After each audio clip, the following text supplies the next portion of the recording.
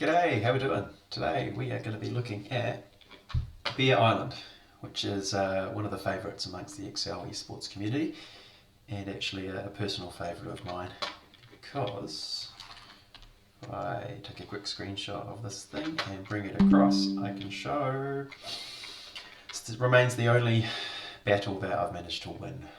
So that's quite a thrill when that occurred. This was back Battle 2 of 2023, so nearly 2 years ago now. You can see points wise, no one got through to a maximum, and it'll be interesting to see if we can achieve that today, given the last 2 years there's been a lot of advancement in everyone's kind of game and understanding of how you can take on these cases, and the same applies for me. So, and of course, I've got familiarity with the case, in that I kind of know what's coming up, in playing this particular round before. So, I guess without further ado, we'll get into it. Get rid of that guy. We'll get a timer going and see what damage we can cause in the next 30 minutes or less. So, this is Bear Island with a bunch of different bears on it. We've got some black bears, some pandas, some koalas, and some trees and water and whatnot. Kind of one of the first-ish map cases that came out. I mean, and it's just kind of a bit iconic. So we love Bear Island. And what we've got on Bear Island is us wanting to open up a shop. However, there's these bears, and we've made a deal with the bears. If the bear steals and returns a picnic basket I've sold, we'll provide the bear with a treat on level 3 and 4. We offer the following baskets, which are here. This is what they include. This is what things cost. Please note that all baskets include the basket itself, picnic blanket, paper plates, cups, napkins, utensils. Also, a bottle of wine can be added to any of the baskets for an additional fee of $40. Okay, here are my beers, here's my basket. I'm going to leave the bonuses aside for a sec, because last case I went into them straight away and that didn't end up too well for me. So, revenue. How much revenue will the following make? So that's going to be a look up of that against that, except we've got the wine added as well. So a few different ways you can go about this. Don't know if it's the quickest. It's the way that I'm going to go, is that, and with wine added, give me each of these totals plus 40, and I've got a table which should be able to look up against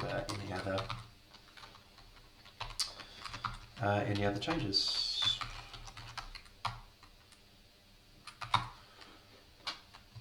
Times quantity, fair enough. Cool, how much profit will be made? Okay, so I'm going to take this down, because that worked pretty well for revenue.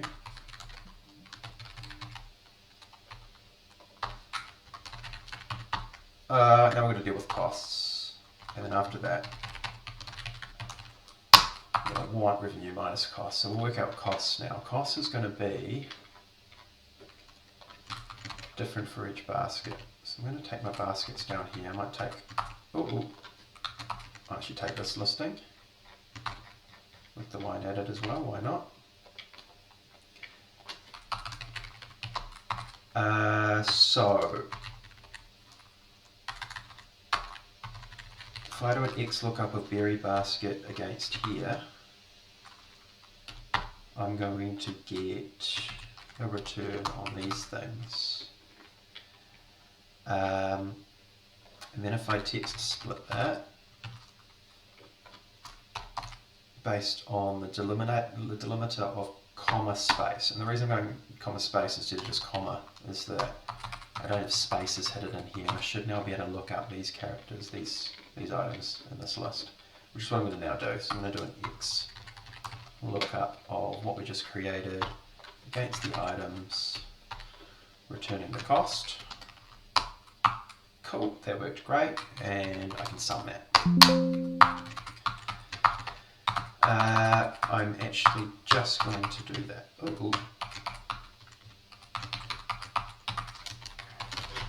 call that base costs. I'm going to add to it the basket cost, and then I'm going to add to it the wine cost for total cost. And if those columns aren't annoying you yet, then you don't share my OCD passion. So we need to make sure that's neat. Don't actually love the font. And I'm stupid enough to like change font sizes and stuff when I actually go through it, which is just ridiculous. But anyway, cool. The basket contains these things, right? So what I'm going to do, zoom out, hopefully we can all see that. I'm going to go basket for 75. I want a picnic blanket here. I want paper plates. I want cups. I want napkins. And I want utensils. And we'll highlight all that. Down the bottom corner here it says 101. So everything has a basket.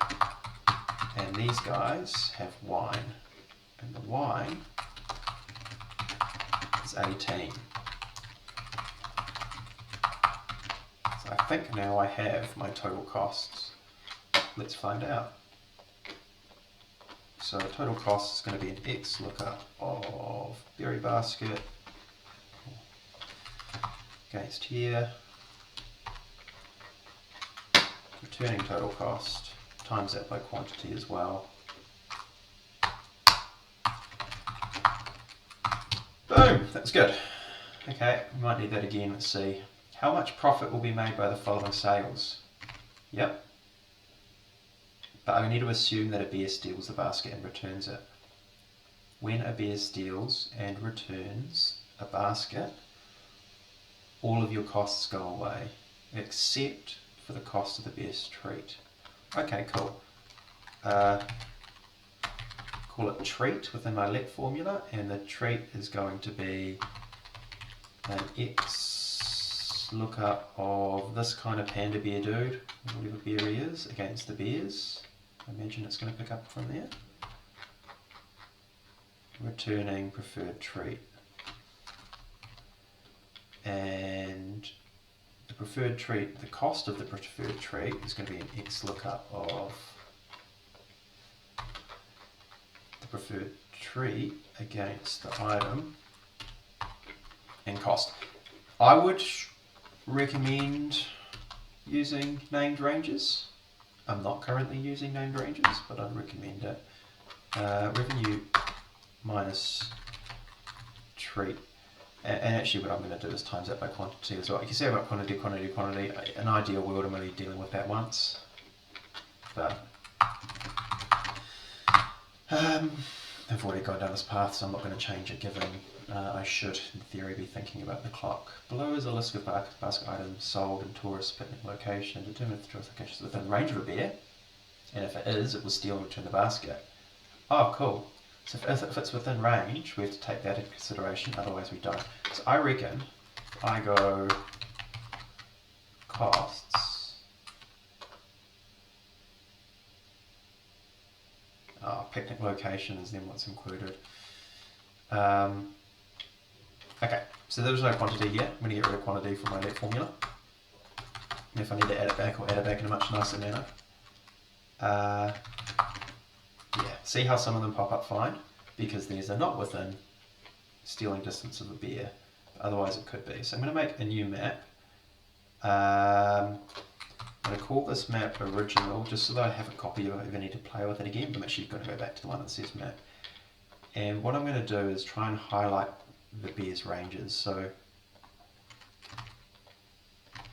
this bear can go in that range, this bear can go in this range, that bear can go that range. So this one here can range across there, he can range there, he can range there, that's easy. This guy here can range here, here, here.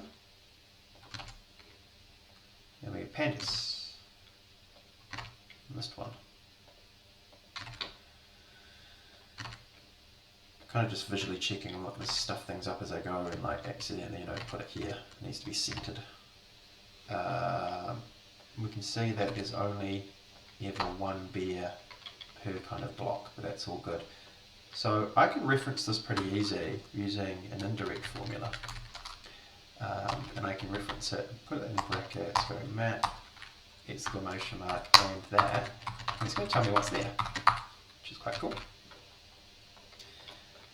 And sometimes it'll be beer and sometimes it won't be. So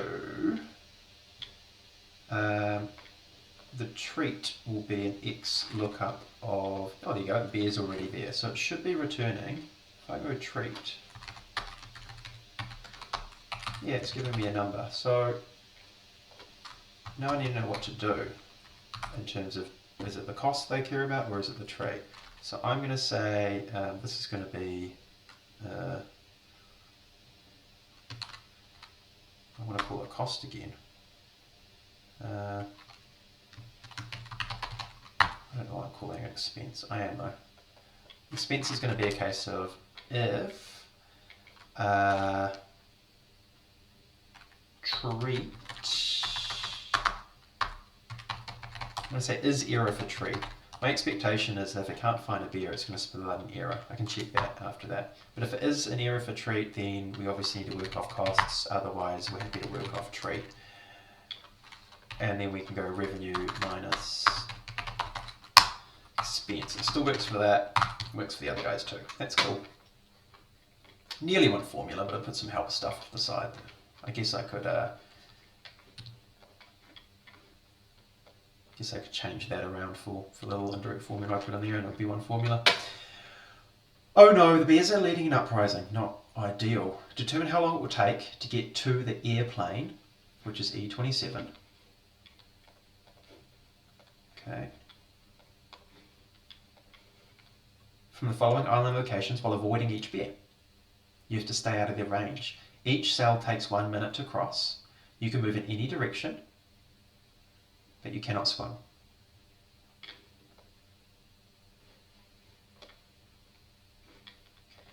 So, this is some of the newish stuff that we now kind of know about, which is cool.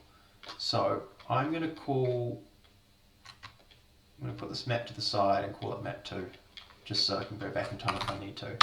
But if I call this space 0, and I basically ask for a min of everything in the range and then call it +1,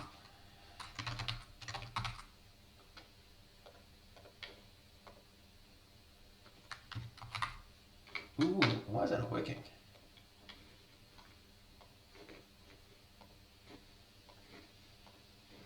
Got to enable the formulas. Then I can start to build something up, which is going to look something like this. And even if I go out this way, it's kind of smart enough to, wait up, let's do it like this, go up like this, and go right here, and I'm at 6, but if I do that, it's smart enough to bring that back to 5. And this is kind of pretty common actually in the world of what we do. I'm going to change a little bit what I'm doing though. I'm currently going to copy Control C, Control V. I'm now going to change it to Control C, Alt 2. What does Alt 2 do as I go through this process? Alt 2 is brilliant. Alt anything is brilliant. Up the top here, you might see you've got these kind of things lined up. And I've put in here paste values, in here paste formulas, in here paste formats. And that gives me the ability to, I love that. It gives me the ability to paste formulas, basically keep the underlying formatting the same so I can see what's going on with the beach. What is fascinating about that though is it's actually running a little macro every time. And so, if one was to stuff up along the way, you can't go back. Control X will not work. So anyway, running this quick, I'm not going to make the mistake of running here, otherwise I know I will short circuit what I'm doing because I'm doing a min formula off the sheet and it will throw its toys. So if any of the selected cells I have to work with are on this side, I'll deal with that if and when. Alright, nearly there. Okay, so this is now telling me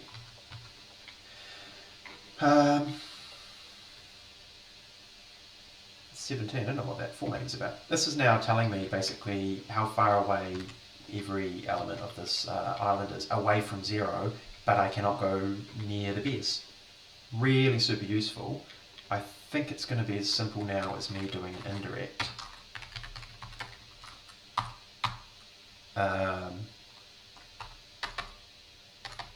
What am I doing? Indirect of map, and in order to get the answer. So yeah, this is a cool little trick that we've kind of all worked out along the way now about how you can work out the distance from something using iterative calculation. Really cool. Oh, that's it. It's only 5 levels. Wow. Alright, let's see how long these bonuses take. What's the total number of sharks and bears on the map? Cool. That is why we saved this down originally. I'm going to do... I'm actually going to show off because I love it. I love it. Diarmid Early's most of Lambda. And what it does is it works out all the different elements within this range and how often they occur. So I want the total number of sharks and bears is an exclamation mark, telling us again that technically koala is not a bear, but it is for this puzzle. Okay, cool. So back over here, bear, shark. These guys here, right? So 15 looks like a good answer to me. List the game number in level 2 that had the smallest amount of gross margin dollars. Gross margin dollars is, in this case, profit, is no other expenditure. So I imagine we're talking about 28 having the... Oh no, look at that, I didn't even look, I didn't see it properly. Always be sure. So I guess it makes it game number 12 has the lowest gross margin dollars. What is the longest time in minutes that it could take to get to the plane from any cell while avoiding the optimal route?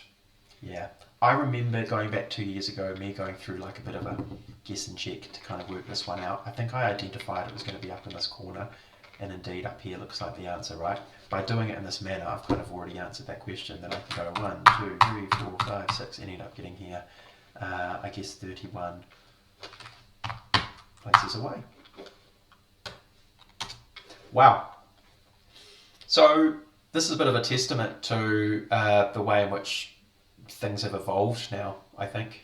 I kind of eased my way through this, explained a couple of things along the way, which, I might have saved me a minute if I hadn't done that.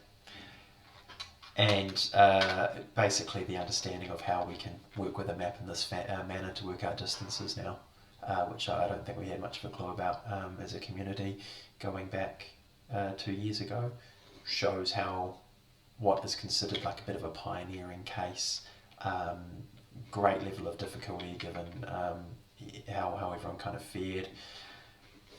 Maps are cool, data lookups and stuff are cool, had a really good balance of stuff, but we can now kind of take this on pretty quickly. And if I could do this in 16.5 minutes while doing a yarn, I honestly feel like someone could probably speed run this in sub 10 minutes pretty easy. So, I mean, without practicing and then actually, just go through the motions. I mean, the actual time taken to go through the motions and steps of what I did is not very long. Bear Island, brilliant case. Thank you, Harry Seiders, for setting this one up. Going to leave that there, and it's feeling pretty good, to be honest, about how that went. Alright, cheers, Dave.